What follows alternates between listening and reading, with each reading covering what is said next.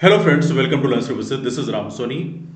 MPPSC का जब भी कोई रिटन क्वालिफाई करते हैं या कुछ ऐसी पोस्ट होती हैं जहां पर डायरेक्ट इंटरव्यू ऑर्गेनाइज किए जाते हैं, इन दोनों ही कंडीशन में आपको एमपीपीएससी का जो फॉर्म फिल करते हैं इंटरव्यूज के लिए, उसके साथ में आपको कुछ डॉक्यूमेंट्स भेजने होते हैं। कुछ फॉर्म्स मैनुअल तरीके से फिल करने पड़ते हैं, जैसे व्यक्तिगत विवरण हो गया, अनप्रमाणित फॉर्म हो गया, है ना। इस तरह के जो फॉर्म्स हैं उसको फिल करने होते हैं। हालांकि एमपीपीएससी वो प्रॉपर इंफॉर्मेशन आपको देता है कि किससे कितनी प्रतियां आपको यहाँ पे जमा करनी है, कौन कौन से डॉक्यूमेंट्स इसमें अटैच करने हैं, वो सारी चीजें उसमें लिखी होती हैं।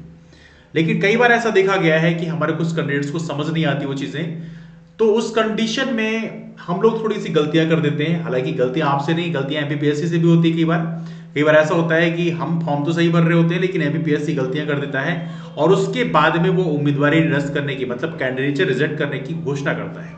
लेकिन एमपीपीएससी जब ऐसा घोषणा करता है उसके बाद में आपको एक ऑप्शन और देता है, इसे बोलते हैं आपत्ति अभ्यावेदन का।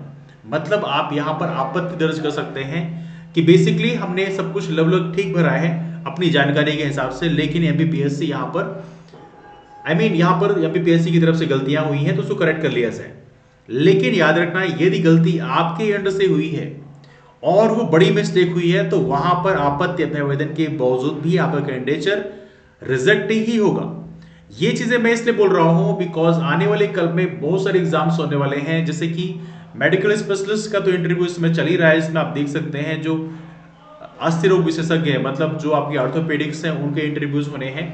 तो वहां पर जो कैंडिडेट्स हैं उनका कैंडिडेट रिजल्ट किया गया। आप देख सकते हैं यहाँ पर उन कैंडिडेट्स के नाम भी लिखे हैं। गौरव यादव हैं, हिमांशु पटेल हैं, मोहित सिंह हैं, नयन सिलावट हैं, आदित्य सिंह हैं। तो इनके कैंडिडेचर को एमपीपीएससी ने फाइनल रिजेक्ट कर दिया है और यहाँ पर बोला है कि 10 दिन की अवधि दी गई थी आपत्ति अभ्यावेदन के लिए और यहाँ पर इन कैंडिडेट्स का आपत्ति अभ्यावेदन तो आया, लेकिन पाया गया कि ये गलतियां कुछ हुई हैं और इसके गलतियां होने के कारण अब इनका जो कैंडिडेचर है वो रिजेक्ट किया जाता है। ये बहुत ही पेनफुल इवेंट होता है जब कैंडिडेचर रिजेक्ट किया जाए। इसीलिए मैं कहता हूं कि जब भी आप फॉर्म को फिल करें, यदि आपके पास कोई कंफ्यूजन है, डाउट्स हैं, तो अपने सीनियर से पूछ सकते हैं, किसी फैकल्टी से पूछ सकते हैं। यदि आपको दिक्कत ज्यादा आ रही है, कहीं से सॉल्व नहीं हो रहा है, तो आप एमपीपीएससी कॉल कर सकते हैं। यदि एमपीपीएससी भी कॉल पिक नहीं कर रही है तो आप हमें कॉल कर सकते हैं, हमसे इंफॉर्मेशन ले सकते हैं। हमारा टेलीग्राम ग्रुप है राम सोनी एमपीपीएससी, उसमें प्रॉपर तरीके से आप मैसेज कर सकते हैं। बहुत सारे वहां पर क्वालिफाइड कैंडिडेट्स ऑलरेडी वहां पर होते हैं जो आपको हेल्प कर देते हैं। बहुत सारे कैंडिडेट्स ऑलरेडी वहां पर ऐसे हैं जिन्होंने एमपीपीएससी कई बार क्वालिफाई कर रखा है, तो उनसे भी आप क्वेश्चन पूछ सकते हैं। आई एम श्योर कुछ लोग तो रिप्लाई कर ही देते हैं। तो यहां पर मेरा सजेशन ये है कि जब भी कभी आपको डाउट्स हो फॉर्म भरने को लेकर, तो वहां पर क्वेश्चन जरूर पूछें।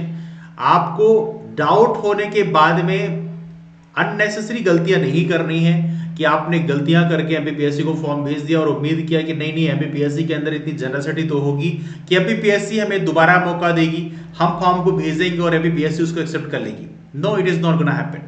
आपको पता होना चाहिए कुछ महीने पहले की बात है जहां पर एमपीपीएससी ने सिर्फ इसलिए कुछ कैंडिडेट्स का कैंडिडेचर रिजेक्ट कर दिया था बिकॉज उनका जो रोजगार पंजीयन है उसको रिन्यू नहीं किया गया था।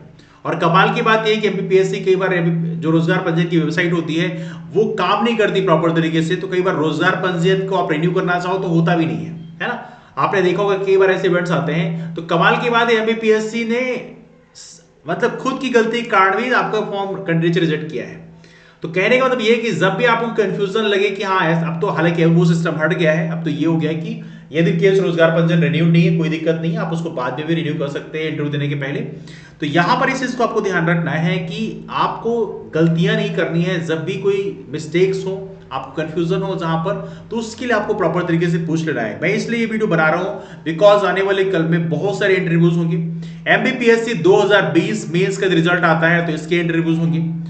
इसके अलावा जो हमारा कुछ और एग्जाम है, जो रिटन एग्जाम होने के बाद डायरेक्ट इंटरव्यू, जैसे आयुष की बात करें, आयुष के इंटरव्यू होने वाले हैं। तो आयुष का जब रिजल्ट आएगा तो उनको फॉर्म फिल करने पड़ेंगे, तो आप लोग ऐसी गलतियां मत करना। वेटनरी सर्जन्स हैं तो सभी के रिजल्ट आएंगे जब रिटर्न के, तो आपको यहां पर ये फॉर्म फिल करने पड़ेंगे। जैसे अनप्रमाणित फॉर्म भरना पड़ेगा, व्यक्तिगत विवरण भरना पड़ेगा, ये सारे इंफॉर्मेशन आपको फिल करना पड़ेगा। उसमें कौन कौन से डॉक्यूमेंट्स अटैच करने हैं, यदि वहां पर किसी भी तरह से डाउट्स हैं तो आप प्रॉपर तरीके से पूछ लें, क्योंकि आपको पता होना चाहिए फॉर्म भेजने के बाद में यदि आप आपत्ति अभ्यावेदन भेजते हैं और गलती आपके एंड से है तो वो करेक्ट नहीं की जाएगी, फिर वहां पर उसका खामियाजा आपको भुगतना पड़ेगा अपना कैंडिडेचर रिजेक्ट करवा के। तो आई एम श्योर ऐसी गलतियां आप लोग नहीं करना चाहेंगे। तो जब भी कभी आपको कंफ्यूजन हो तो आप लोग राम सोनी पीएससी नाम के टेलीग्राम ग्रुप में पूछ सकते हैं और ऐसी गलतियां करने से बचें। तो डिस्कशन को मैं यही वाइंड अप करता हूं, मुलाकात करता हूं आप लोगों से फिर, तब तक के लिए bye bye, take care, have a wonderful day. एक छोटी सी इंफॉर्मेशन आप लोगों से और भी है, यहां पर 20 जनवरी से एमपीपीएससी 2022 सिविल सर्विसेज के लिए एक नया बैच लॉन्च हो रहा है। तो जो भी फ्रेंड्स हमारे ऐसे हैं जो इच्छुक हैं वो ज्वाइन कर सकते हैं। 18 जनवरी को एक विंडो ओपन होगी जहां पर एक मैसिव ऑफर दिया जाएगा। देखिए अभी जो फीस है वो रखी गई है 1999 रुपए, लेकिन 18 जनवरी को यदि आप ज्वाइन करते हैं तो ये फीस घट के हो जाएगी 999 रुपए। इतने में आप इस बैच को उसको ज्वाइन कर पाएंगे 18 जनवरी को। 18 जनवरी को सिर्फ ये अपॉर्चुनिटी रहेगी। तो जो लोग भी ज्वाइन करना चाहते हैं 18 जनवरी को बैच को ज्वाइन कर सकते हैं। आई एम श्योर इससे आपको बहुत सारा बेनिफिट मिलेगा। कंप्लीट फुल कवरेज किया जाएगा, 10 के 10 यूनिट्स जो है जीएस का कवर किया जाएगा एंड आई एम श्योर कि वो आपके फाइनल सिलेक्शन में बहुत बड़ा रोल प्ले करेगी। दैट्स ऑल फॉर नाउ, मुलाकात करते हैं आप उस पर, तब तक के लिए bye bye, take care, have a wonderful day, keep moving forward and take care.